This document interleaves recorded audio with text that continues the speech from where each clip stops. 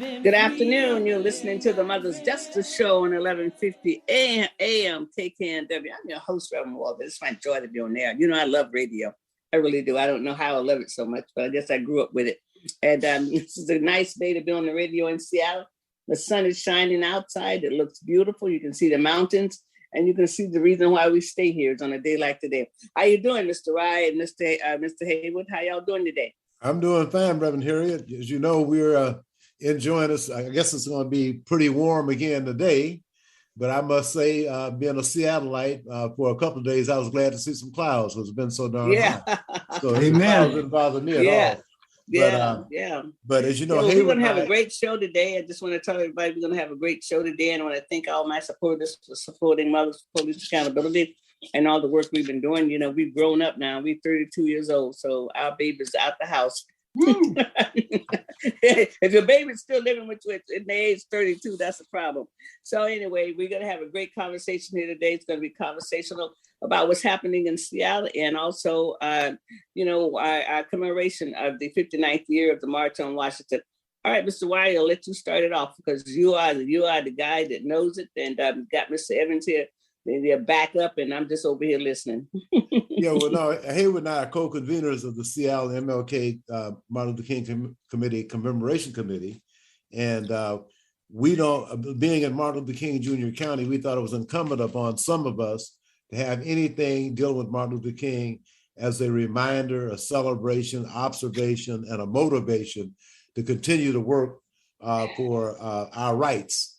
And as you know, from the current political atmosphere and feelings in Washington, D.C. and across the country, it's really been popular for people to show who they really are. Yes. And thank God right now it's only about 37%. That's still a little too high.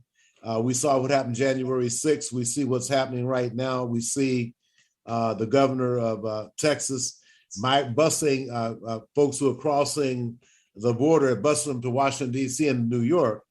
And so I really don't see how 38% of the Hispanic population could keep voting for that kind of activity. And I think the Roe v. Wade decision has caused a lot of people to really open their eyes in all communities. But as we continue to hold up Dr. King's philosophy of nonviolence, his dream, his fight and quest for equality for African Americans, because the civil rights movement in the 60s was primarily and predominantly about African American, United States Negro, enslaved. The good old Negro. The people who have been here 400 years, who built this country for free. Mm-hmm. And we always have a big tent. And Dr. King said that he's going to try to help all God's children, and we have to live that philosophy ourselves. That's why in the Martin Luther King Commemoration Committee, we acknowledge people who are leaders in all communities of color, and including white ones, like we have Reverend Paul Benz. We have an award named for Reverend Paul Benz now because he's been a trooper. He's been a trooper on the ground, and pretty soon we're going to have a police accountability award for a reverend that has a talk show host pretty soon. We got to have one of those too. We trying to find. We looking for some good police and good leadership in law enforcement to put your name on. We ain't gonna put it on anybody. But so the thing is that right now we know that our rights to vote are under attack, our civil and human rights under attack, and people get upset when I say Black men and women in South Korea, Germany, Japan, the Middle East, and all over fighting for someone else's freedom when they don't have their freedom here. Our enemies are not foreign. Our enemies, Black people's enemies, are domestic. I don't care how you want to cut it. It's the same fight Dr. King had. That's right. The Jim Crow discrimination and racism is resurging like it never has before. And it hasn't been like this since Dr. King was alive. So that's why we think it's imperative that we acknowledge that when Dr. King died, on his birthday, when he died, when he was assassinated, when they tried to kill our dreams to become 100% American citizens. And then also the 1963 March on Washington, which is the 59th anniversary, will be on Sunday. And that march in 63 was for jobs and freedom. There are That's right. 250,000 people. There were a significant number of whites there, but it was overwhelming. And 250,000 Black folks got together. Now, one person got shot. Okay. But also, Mr. Ryan, in those days, everything was segregated. So just think about the people who did not stay. But then I did hear that people were staying in people's homes. But look at the buses. I mean, look how people got there. They came from all over the place. They didn't have no TikTok. They didn't have no internet. And they organized all of these people, A. Philip Randolph and all these people, they organized. It was a great American organizing without any social media. I mean, that's so you right. think about that. You think about the work these people did without no social media. They had those little 5x7 cards calling up people, That's right. And having to go up and show up at the church for the meeting. You couldn't just Zoom and be a bedside Baptist. You had to get up and go to church if you wanted to hear the word. But now we got all kind of technology, because I heard Reverend Braxton yesterday, and I really enjoyed his sermon out of Luke and the woman being bent over. I enjoyed that sermon. And Reverend Braxton will be one of our speakers for the event on Sunday, August 28th, the 59th anniversary of the commemoration of the March on on Washington, D.C. for jobs and freedom. Why I'm so happy about 59? Because I graduated June 10th, 1963. So I'm invested in this, okay? I mean, and then I was in Montgomery, Alabama, August 28th, 1963. So, so 59 years rings with me too. That's how long I've been out of high school. Don't tell nobody. That's all right. But I wanted to say before we went to Hayward that my father was, we got to Seattle from Shreveport, Louisiana. My father was selected by Asa Philip Randolph in 1950 to be one of the Northwest organizers for the Brotherhood of Sleeping Car Porters. Now, he did offer the position to two of my father's older brothers, but they had their kids going to college, and we were much younger. My dad was the youngest one in the family. They said, well, no, his kids are still in grade school, so get him go. If anything happened to him, we can take care of his kids. Our kids in college. And in those days, the Pullman porters were making as much as a high school principal. And A. Philip Randolph organized that. And he was going to have a march in the 40s, but they postponed it. So, I did get a chance to meet him when I was 12 years old in Seattle. Oh, really? Okay, he's from Florida. You know that, right? All my Florida people. Oh, I know Florida. You know him. But anyway, but that's how we got to Seattle through my father being designated to be one of the Northwest organizers for the Brotherhood of Sleeping Car Porters.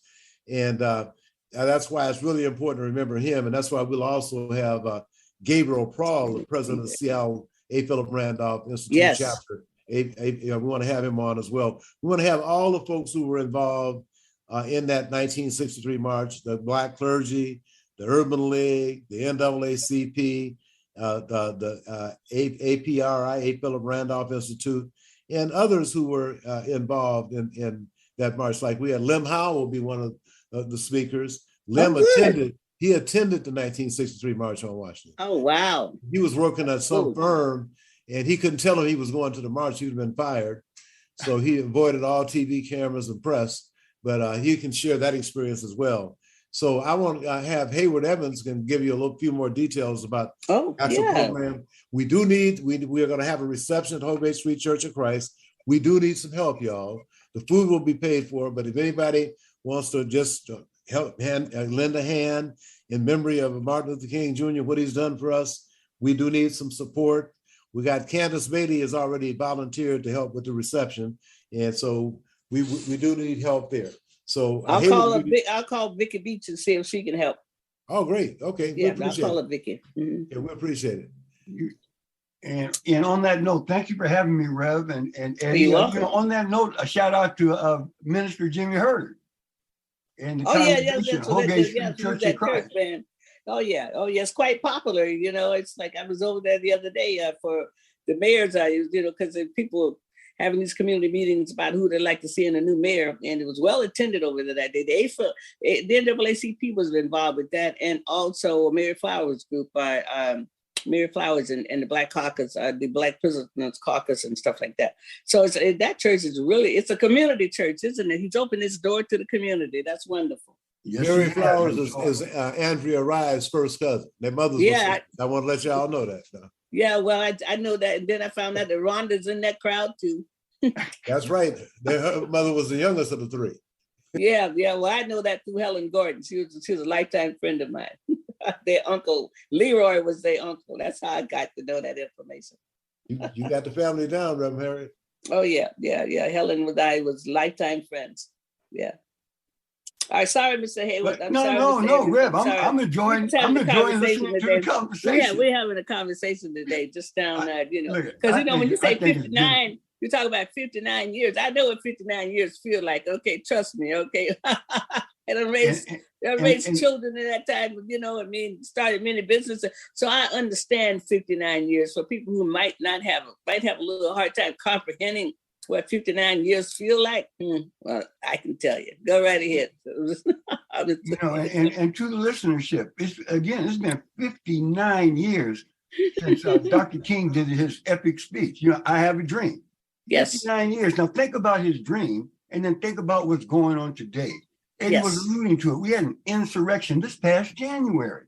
Right. Absolutely ridiculous. When we look at the pullback, voter suppression, the woman's right to choose, and what the Supreme Court is doing. This is a time that we have to get engaged.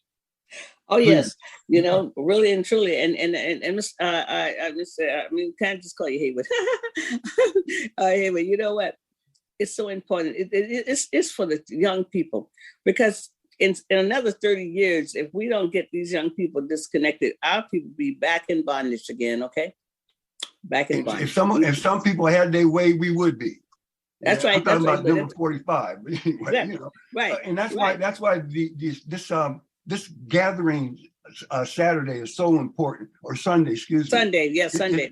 Sunday. It's a rally for an equitable, just society.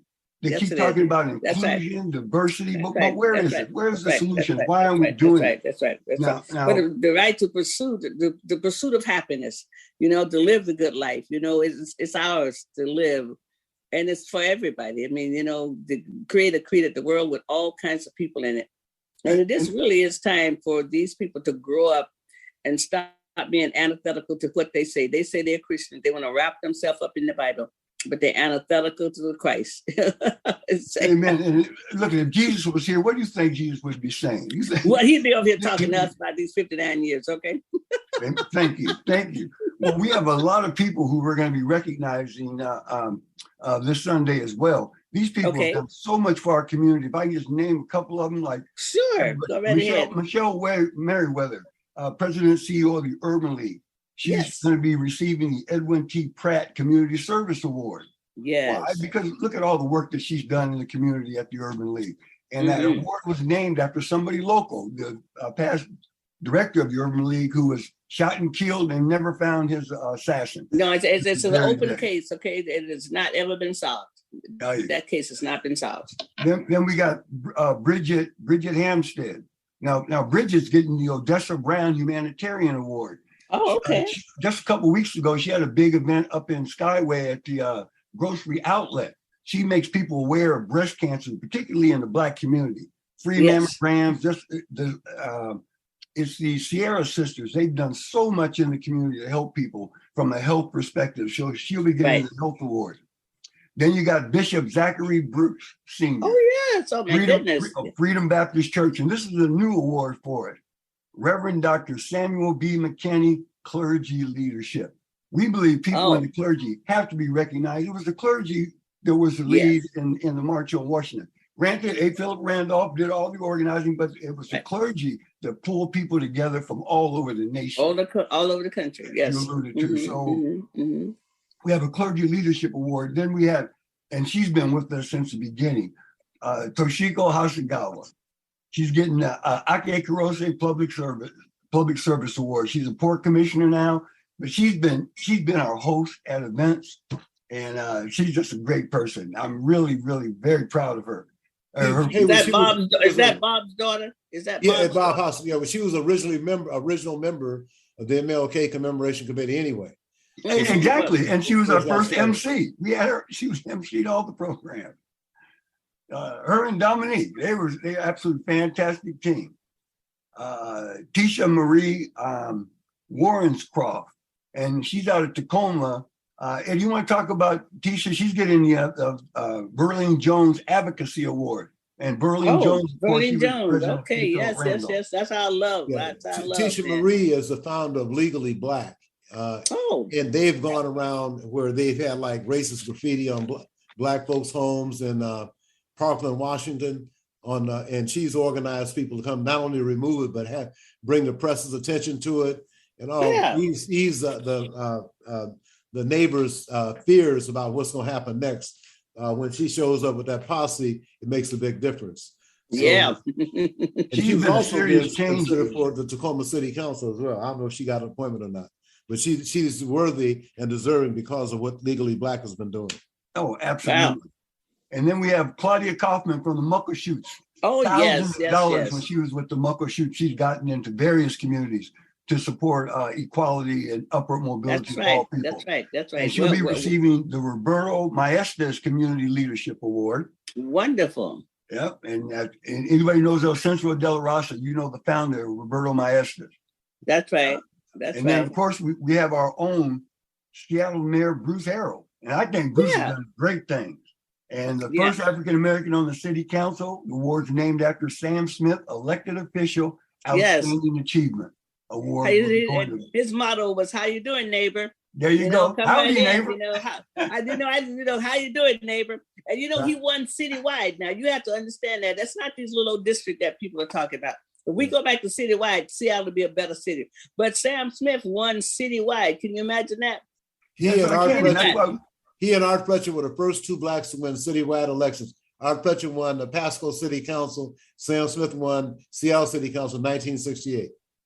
Wow, and I wasn't here when I came in 75, but I know that in his voice. And that's how we saved that East Precinct, because Sam Smith is the reason why you got a precinct in this area. Because before, all the police service had to come from either downtown or south somewhere. You had no police service in the central area or Capitol Hill. You had all these people. And Sam Smith worked for that.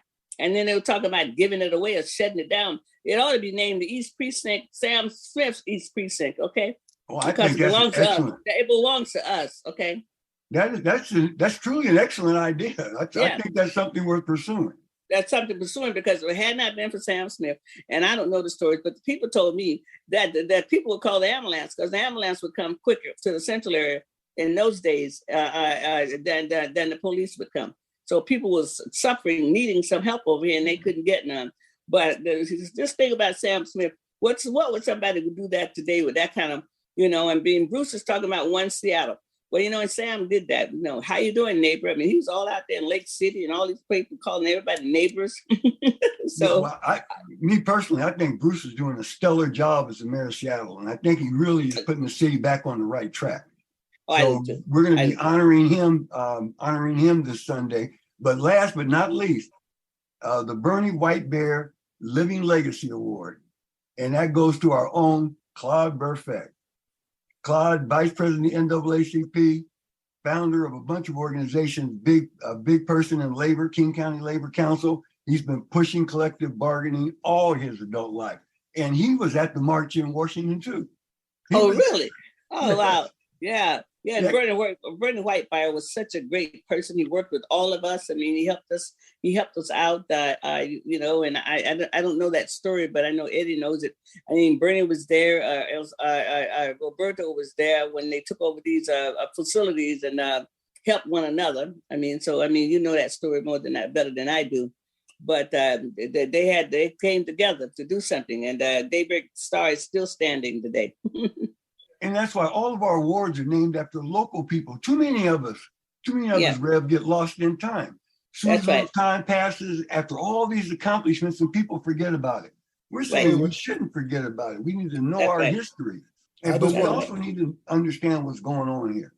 Okay, but I just want to make one point I think that folks need to hear. Other people were offered the recognition, but for whatever reason declined or didn't respond.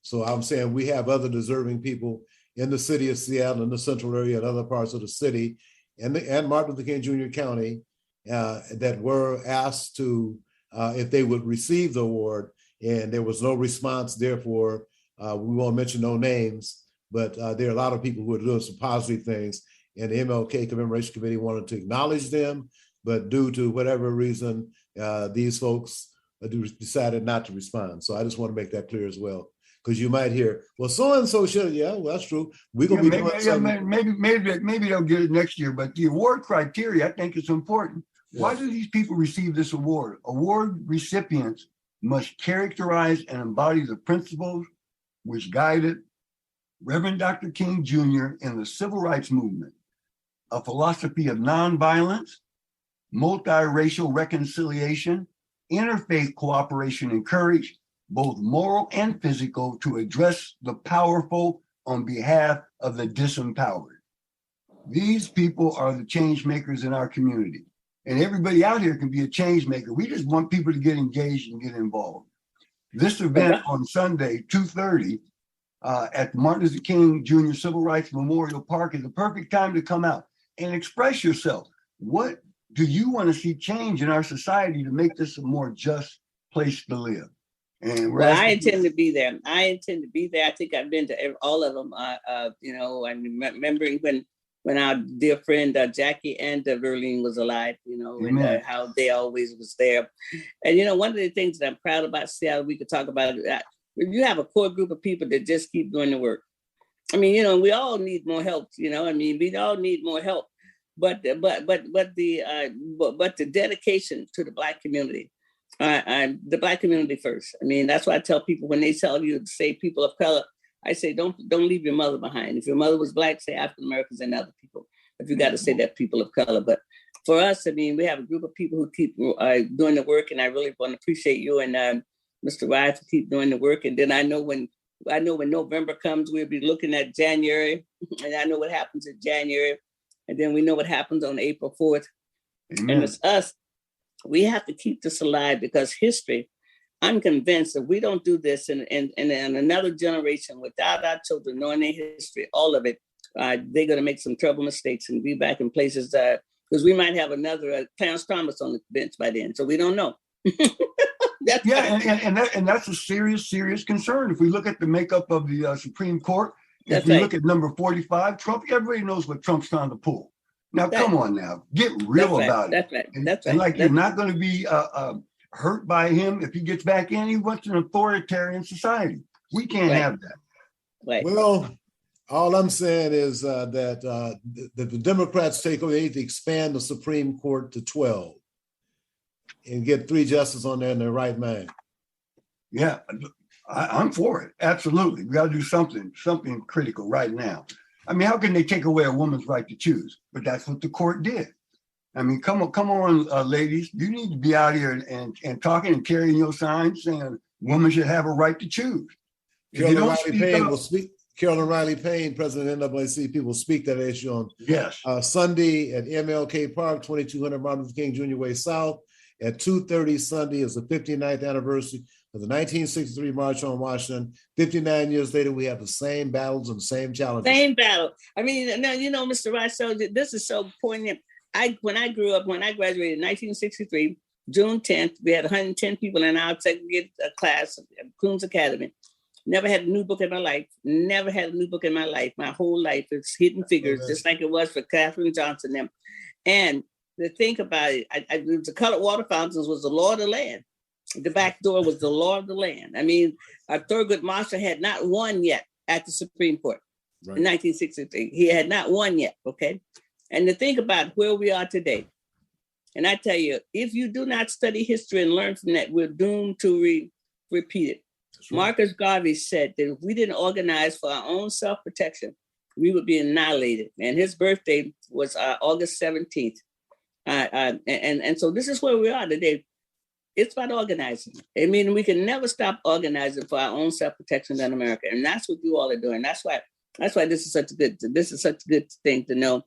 And I'm going to encourage people to bring their children, because some of this is not for us. It's for the children. They need this shield and buckler. These children need this as a shield and buckler when they go into these classrooms, when people talking stuff to them, that y'all ain't never done nothing, but y'all ain't never a bunch of criminals or whatever. Our children need to be put, they need to have the shield and buckler, and history is the shield and buckler. And what you said, it was a march on Washington, the 1963 March on Washington that forced Kennedy to go ahead and put together the law that President Lyndon Baines Johnson had to sign, the 1964 Civil Rights Act. Then a year later, the 65 Voter Rights Act. Right. That was directly related to that march. Without that march, it wouldn't happen. We got everything, and it's under attack now because what we missed is a Southern strategy. The day that they passed all these bills, these people decided that they came up with the Southern strategy. And Mr. Wright might already know this. When they came up with this, and part of that was that when integration came in, 28,000 Black teachers lost their jobs in the South, and they never taught again because they were determined that their kids would not be in the classroom with Black kids, and that's why they started special ed. So they've been working at this for 40 years. They didn't just not get Trump, they got Reagan. If I may, we can say this past week, Black farmers were supposed to be receiving their fair share and a set aside. It just got pulled away from them. And they opened it back up again. They said, no, you can't do it by race. Turned around. Well, but they took their property by race. I know, but they had a grant set up specifically for people of color who are in farming. Just they were Negroes. Let's call it right. They were Negroes. They were Black. Negroes. We haven't even had the farming bill for a year, and they already suppressed it. And they opened it up to the white farmers who complained that they needed some of the white farmers. They have gotten everything from the seeds. What are those tractors? You know, them big old deer. I mean, they've gotten everything plus the land, and then they're still not satisfied. That's why they're antithetical to life. Amen. And they get subsidies when they're not to grow crops. That's right.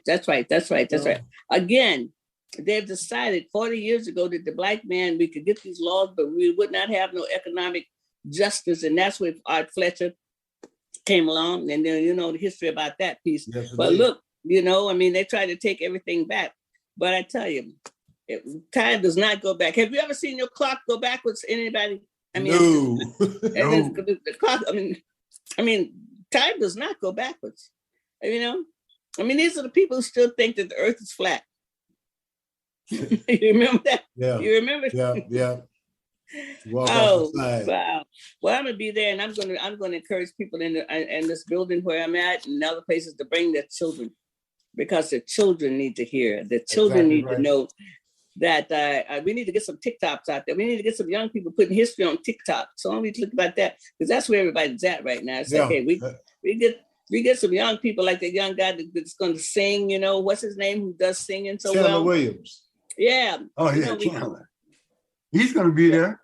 Yeah, I know he's going to be there. I saw that. Yeah. And he's great. He's great. He's great. So, well, this is wonderful. I know I'm going to be there. And then, let's take a break and come back and talk about the Centennial, the Garfield event, right? Okay. All right. That's fun. Mm-hmm. All right. You listen to the Mother's Justice Show on 1150 AM KKNW. I'm your host, Reverend Walden. We'll be right back. The Public Defenders Association's Racial Disparity Project is proud to sponsor the Mother's Justice Show in partnership with Mothers for Police Accountability and other community allies. The Racial Disparity Project fights for police reform and helps to increase understanding that issues of addiction, mental illness, and homelessness can be better solved through public health strategies than through law enforcement. The Public Defender Association Racial Disparity Project, reducing racial inequality in the Seattle King justice system since 1998. I can't believe we have to make this commercial. It's ridiculous. You'll think it's ridiculous too. Listen to this. This commercial is about, it's about parents being rude at high school athletic events. Ridiculous, right? It gets worse. Studies show more than 75% of new high school officials are quitting because of bad adult behavior. So now there's a shortage of refs here in Washington, in almost all sports. No officials means no more games.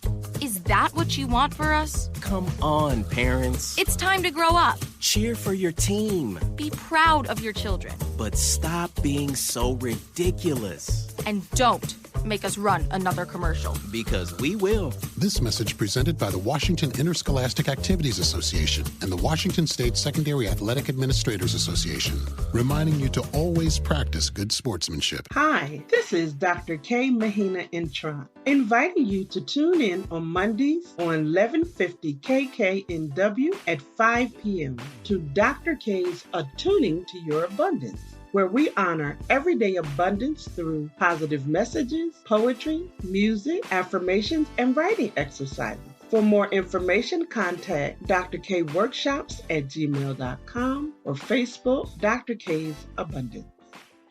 Want to hear something different from talk radio? Keep your dial on Alternative Talk 1150. Good afternoon. You're listening to the Mother's Justice Show on 1150 AM KKNW, and it is a lovely day.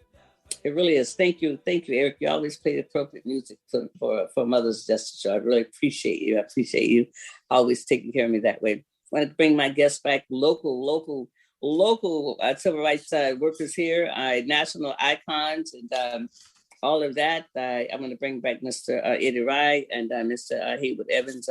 They just continue to do the work here. And it's something about this generation of people. Some people say, when y'all going to stop? I said, I'm just going to stop doing what? I love what I'm doing. So what I'm going to stop for? So yeah, come on in. Let's talk about some of this other local stuff that's happening. This is just a busy week for Seattle, isn't it? Yes. My goodness. Yeah, this is going to be a real big one.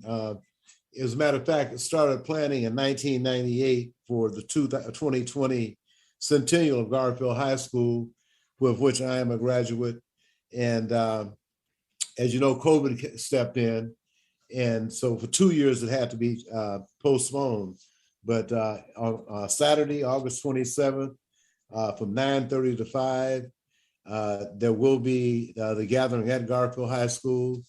And a lot of sponsors like the Experience Hendricks Project, the Garfield Super Block, the Wing Luke Museum, the Northwest African American Museum, the Retired Seattle Black Firefighters, the Museum of History and Industry, Seattle Parks and Recreation, the Seattle Public Library, the Jewish Historical Society, the Black Heritage Society, the Seattle Martin Luther King Jr. Organizing Coalition, should be MLKCC, Seattle Neighborhoods, and the Golden Grads of Garfield.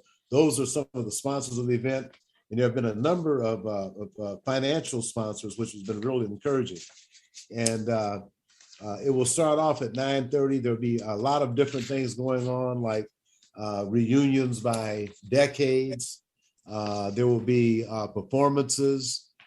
Say from 9:30 to 11 will be the reunions, the mini reunions. From 40s, 50s, 60s, 70s, 80s, and 90s will be from 9:30 to 11. From 2:30 to 4, the 2000s and 2012 through 2022 will have many reunions. There will also be music as well. There'll be students will be playing music at the Flagpole Pavilion. The drum line will come into the main gym and hallway. Oh, wow. From 12:30 to 1, the Garfield High School musicians will be in the main gym. And the Garfield student musicians will be playing again at the Quincy Jones Performing Arts Center. As a matter of fact, one of the folks who were involved with the event we just talked about, Chandler Williams, transferred after his freshman year from Kennedy Catholic High School to Garfield because of the music program. Right. And as a result, he has been a recording artist. And other music includes like Maria Santel, the 69 Alumni Band. Miss Lily is a 56 alumni band. She will be singing. Butch Harrison, he will be performing, and there will be a jam session from 4:15 to 30. There will be all kinds of different venues and events going on. And I'd say probably the most important venue will be people seeing people they haven't seen in a long time and being able to see people again. Although as long as I'm outside, I'll be cool, but inside I'm wearing my mask. So that is something. That's what's happening. There's also there'll be food trucks there available for folks because this is, like I said, it's an all-day event. People will be coming and going, and there will be a lot of different things for people to participate in, and music for them to sit back and to enjoy. Wow. I I know all my kids are bulldogs. I mean, I'm an honorary bulldog. I'm like Rick. I'm like Two Big Rick, who passed away.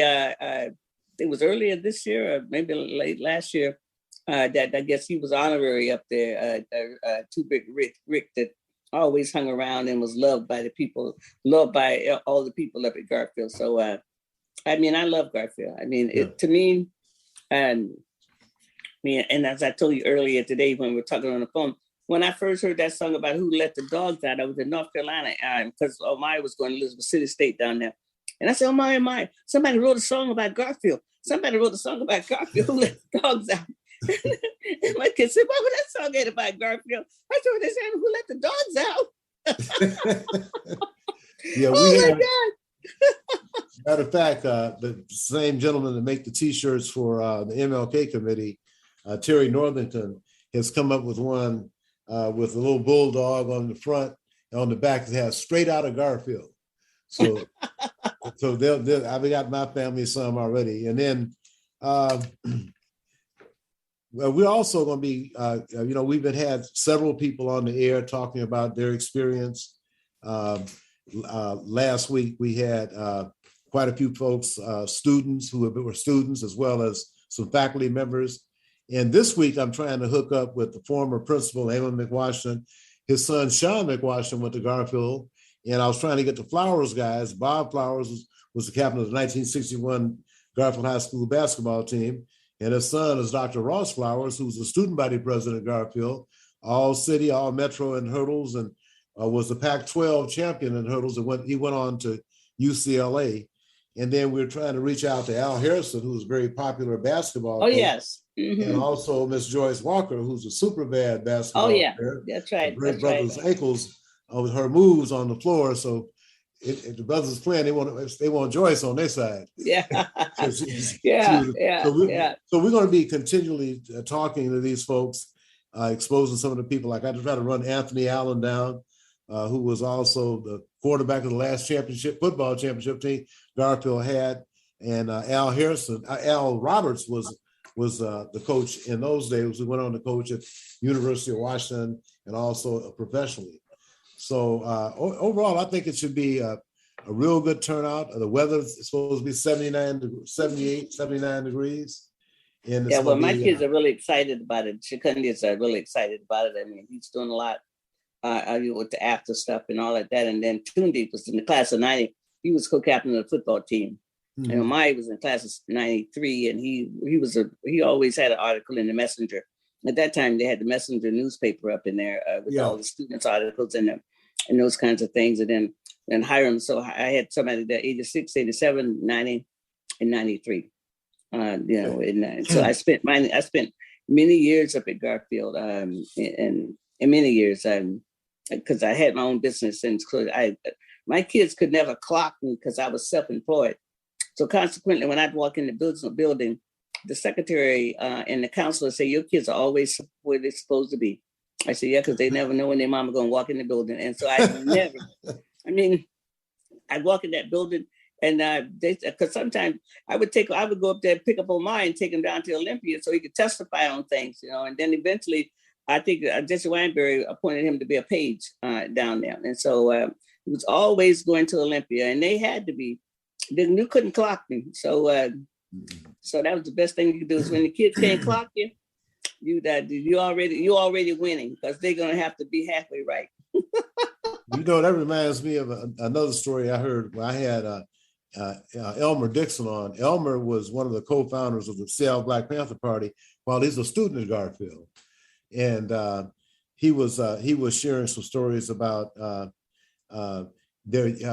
they were going to go down to Olympia with the guns and stuff on this one day, but the younger brother Michael Dixon was a page, so he heard the state patrol getting ready to get organized to greet the Panthers, so they postponed that appearance by one day. And when they went down the next day, they caught him by it was just a false alarm. They're not coming. But Michael Dixon had pulled their coat to let them know. Michael was a page at that time. Hey, don't you guys come down now because the state patrol and everybody's waiting on you. So they didn't go, and they postponed. So when they didn't show up, everybody, oh, they're just talking. They're not going to come down here. But the next day, they showed up in full force with the weapons. And when they left the Olympia, they passed a law. You can't bring a weapon to Olympia until Trump got in. Yeah, isn't that amazing? And now it's open carry. Now, people need to be reminded that when they go to, I'm just going to see what's going to be on the agenda this season coming up. I might have to go down there and remind them what they did, pull up a record on that. So now anybody could come with the gun, but in those days, you couldn't allow the Negroes to come, so you passed the law. No open carry. Wow, how things have changed. But one more time before we bring Hayward in here, I just want to say, long live the Panthers, because guess what the governor just announced in the state of California? Free food, free lunch, free for everybody. I mean, the Panthers are still alive. We got these clinics here in Seattle, and that's a story we have to always tell when they talk about free lunch and free this and free that. Well, you got to talk about the Panthers because, that's what they started. And now the governor said the whole state of California, regardless of maybe income, whatever, kids are going to get something to eat at school. Well, I was as a matter of fact, to be honest with you, there's an elderly white lady who has been deceased. She was a member of Radical Women with Claudia Frazier and those guys. And she was on my staff when I was director of the Educational Talent Search Program at camp. And she said, Eddie, it's just too bad that everybody here has a job and we can't donate some money for the Panthers Free Breakfast Program. So I took that message to the camp executive director, Harold Whitehead. He said, we're going to make a contribution every week for the breakfast program. And then I would get these debates with some more conservative Black folks. Well, they're causing trouble. I said, how many kids are you feeding? Where's your medical clinic? So by the time I got done, they didn't like me, but by the time I finished telling the truth, oh yeah, we're just with those guys, you just feel that way. I said, I'm just checking out the results of what they're doing. Now, why don't you come by and check out the free breakfast program? Well, let me tell me about all the kids you're taking care of. And so my wife was a server. My wife was a server. Really? Okay, isn't that amazing? But you think about the history, because this is for our listeners, the history of what they've done. The free clinics started here and in Oakland. Okay, and now they got free clinics almost in every state of America. And that's beside the Planned Parenthood. Because they don't serve all genders. But free clinics, just think about the power that Black people have had to shift the public policy in America. That's right. We shifted the public policy. It's okay to go to a free clinic. Okay, that's better than sitting all day at Cook County Hospital. And waiting in some long place. But you think about how we in America, how Black people have pushed public policy, and that public policy is better for all people. Exactly. For all people. And that we look. I'm gonna tell you, when I was in Louisiana, in Shreveport, until I was 10 years old, if you wasn't Black, you went to the white side you drank out the white fountain. You went downstairs to the movie theater. You rode on the front of the bus. And matter of fact, they even treated a couple of folks from Africa as though they were honorary whites. So I'm just saying, now and the sad thing is that if we don't hurry up and get real busy, we will coming back again. That's why important for us to stand up and let the young people know how important it is. How important it is. But also folks like Bobby Alexander, Attorney Bobby Alexander and Sade Moore, the chair of the MLK Organizing Coalition and the secretary of the McKinney Center for Community and Economic Development. Those are the folks who are in prime positions. As young as they are, they've had years of experience. And just on that note, and I was telling you earlier, Rev, that's why we're proposing the Pacific Northwest or the state of Washington Civil Rights Memorial Museum in that park. Yes. So the kids will always have this history in front of them and it becomes an educational center so they can embrace their relatives and ancestors as we go along our way. Because this stuff is lost in time. We pass away, what happens? Well, and that's what I'm saying right now. And in 60 years, if we, it's been 30 now because we've lived on a culture of death. For 30 years now, we've had all of this violence and stuff going on. It wasn't going on prior to that time. And so now we have kids who was born in 1990, have never known nothing but violence in the community. You and I, we didn't grow up that way. They were born in 2000, they're 22. What do you say? Say it again. If they were born in 2000, they're 22 now. That's right. That's right. And look at that. See, and then look at the violence. I don't know what it's like to be in a classroom and worried that somebody's going to come in there. We don't know what that's like. That was not part of our era. We might have had Jim Crow and some other things, but wasn't nobody coming in the classroom trying to kill us. Well, I tell you right now, anywhere, and I've been advising all Black churches that have armed security in the front and the back of any interest in that church. I'm also saying the same thing with classrooms that are predominantly African-American. They have somebody that the doors are locked. And on the event we're having Sunday, we're asking for folks who are licensed to be security guards, because people that come and kill Black folks, if they know where they're gathering. So that's why in Buffalo, that guy had been to that store twice, and also had an elementary school he's going to kill some younger Black kids at. Right. So I'm just saying, we can't just take for granted that because we're Martin Luther King Jr. Commemoration Committee and we're nonviolent, don't mean that other perpetrators won't come in and try to put violence on us. So we have to be prepared for everything. It's a perfect opportunity for them to wipe out a bunch of leaders. Go ahead, say it again, Hayward. It's a perfect opportunity for them to come and wipe out a bunch of leaders at a community event. Oh, that's right, but remember, we had the most police officers to go to D.C., right? For what we know about. And then I was also told that we had other professional people. We had a doctor. We had other people that went that was not a part of the police department. So who was that doctor? Who was that attorney that went? I mean, what happened if Black people was going to see this doctor and he went over there to January 6th? So you're right about that.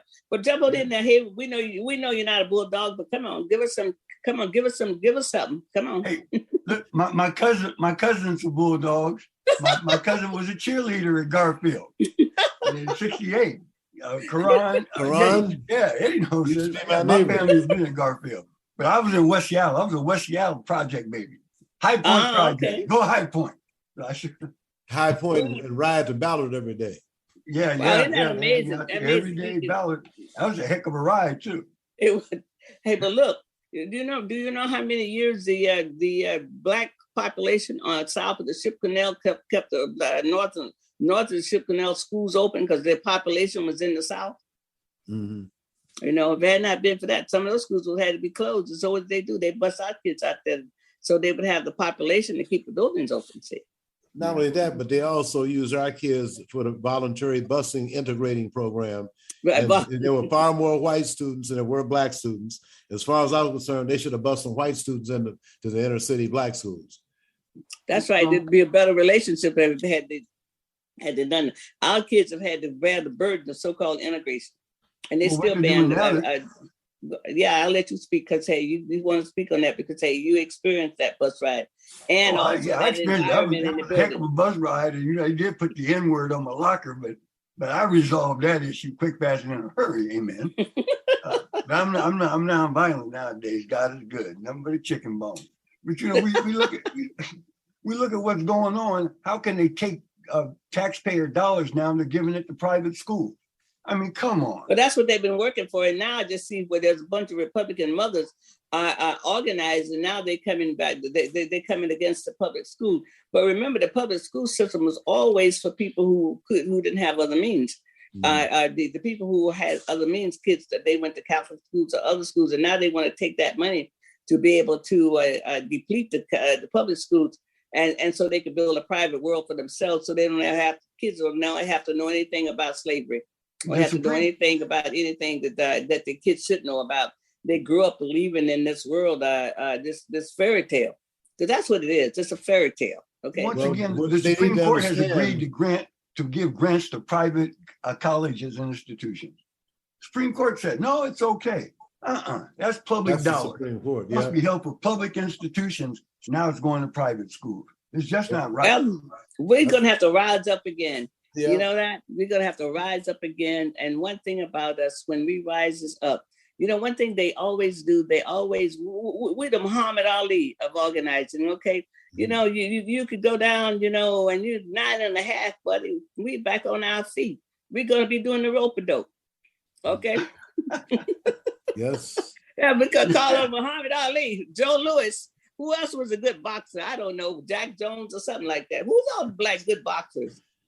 Sugar Ray Robinson. Sugar Ray, yeah, Sugar Ray that's Leonard. right, that's right. And then who did Muhammad Ali beat fight in Africa? Who was that person? You remember when he was there? Gorilla in Manila? Yeah. Yeah. Yeah, so look. Yeah, so yeah, man, Tommy Hearn, that was my man. Yeah, so we're gonna be like that. We're gonna get up and be on the rope-a-dope and just getting our strength, and we're gonna say, "Come on, we've been here before." That's what we have. That's what Mr. Ryan, all of us who come out of Jim Crow, and then even segregation here in Seattle. We've been here before. We're not fooled. We've been here before, and we understand that there's a lot of trickery going on, and we have to be able to watch it and see it. And of course, Eddie's daughter can see it. She says, "We built this joint for what? For free. Free. Yeah, for free. For free. For free." Well, I tell you, it's going to be a lot of things happening this weekend. I'm so glad that we're talking. I'm so glad about 59. I'm jazzed. You know, I mean, I love birthdays. I was the only child. I love birthdays because everything was always for me. So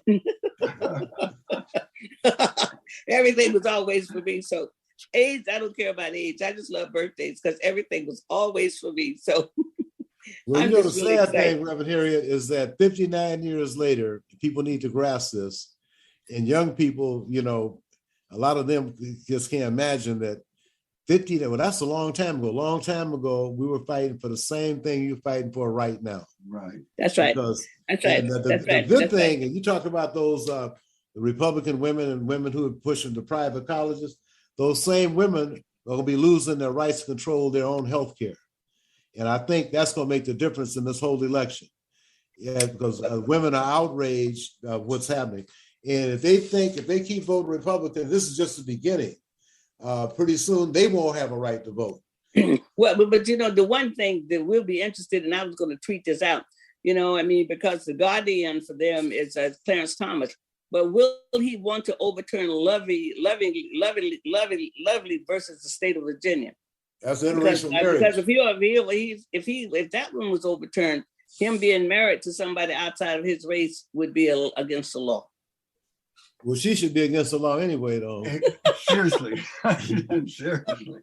And he needs held accountable for some of her actions. Yeah. And he knew all about it the whole time. Yeah. The vote was 8-1 to have Trump's papers turned over. The only no vote was Clarence Thomas. Well, but that law, I mean, they'd have to overturn that one before they could come back to get Brown versus the Board of Education. See, so it was interesting. But again, this is our call. This is our time. Right. This is our time. We're being called. We're being called because we who've been here before, we've seen this. We've seen it. And we know the viciousness of these people. We remember Emmett Till.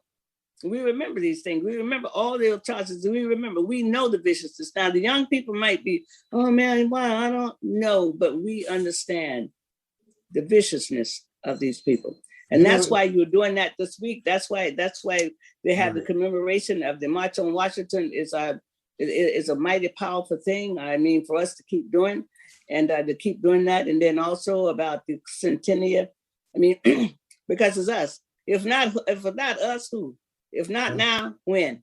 Yeah. Okay. That's right. Garfield Centennial Saturday from 9:30 to 5 at the school.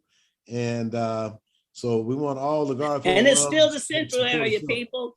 Hey, you might be able to take some, but you can't take that. You can't take that. It's still in the central area. Is that right, Mr. Ryan? That's still in the CD, no question about it. All right. Then on Sunday, what's happening? On Sunday is 59th anniversary of the 1963 March on Washington, D.C. for Jobs and Freedom, as Hayward had mentioned, or you had mentioned earlier, that led to the 1964 Civil Rights Act being signed and the 1965 Voting Rights Act being signed, in which they both are under attack and assault right now. If you don't stand up for your rights, you won't have any. That's right. And so we expected to see you there. Bring your children, bring your grandchildren. It really is for the young people. So yeah. 59 years, and 59 years look good. So let's keep up the good work.